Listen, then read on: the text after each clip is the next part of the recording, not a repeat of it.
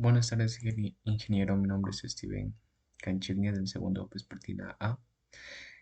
Y a continuación voy a explicar la solución y la justificación del MUX 4A1 con dos selectores. Lo primero que se hizo fue hacer una estructura en código de BHDL en Galaxy con la siguiente estructura usando la arquitectura de Wayne y Else con solo dos selectores, selector A y selector B.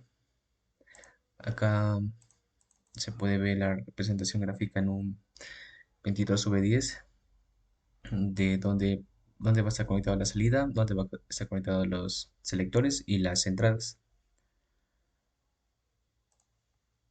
A continuación, este es el esquema de Proteus con la estructura dada anteriormente.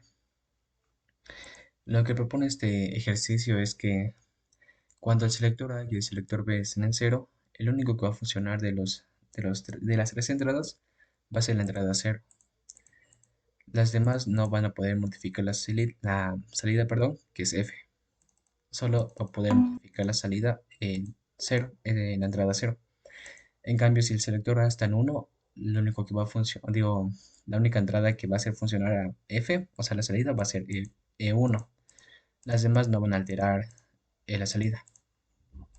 Si está, perdón, si está en uno el selector B, va a funcionar la entrada 2, que es que va a alterar la salida haciéndole que sea un 0 o un encendido o apagado. Las demás no van a actuar. Y si está el selector A y el selector B en uno, o sea, ambos prendidos, va a funcionar la entrada 3 o la entrada 4, por decirlo así, la última. Va a hacer funcionar la salida en F y las demás no. Y aquí tengo una pequeña tabla de verdad que hice, que explica lo siguiente: cuando el selector A y el selector B estén en cero, la salida va a ser cero. Cuando el selector A y el selector B estén en cero, pero la entrada cero esté en uno, va a alterar la salida y va a funcionar como uno.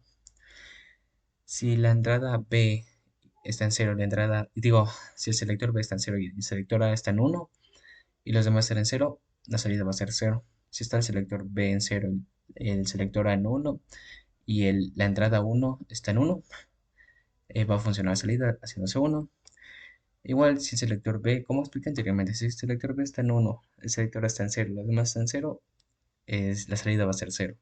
Pero si el selector B está en cero, el selector B está en uno, el selector A está en cero y la entrada 2 está en uno, va a alterar la salida haciéndole uno. Y si el selector A y la salida y el selector B están en uno, pero las entradas están en cero, va a estar en cero la salida. Pero si es que el selector A y el selector B están en uno y el E3, la entrada 3, está en uno, la salida va a ser F. Eso sería todo. Muchas gracias.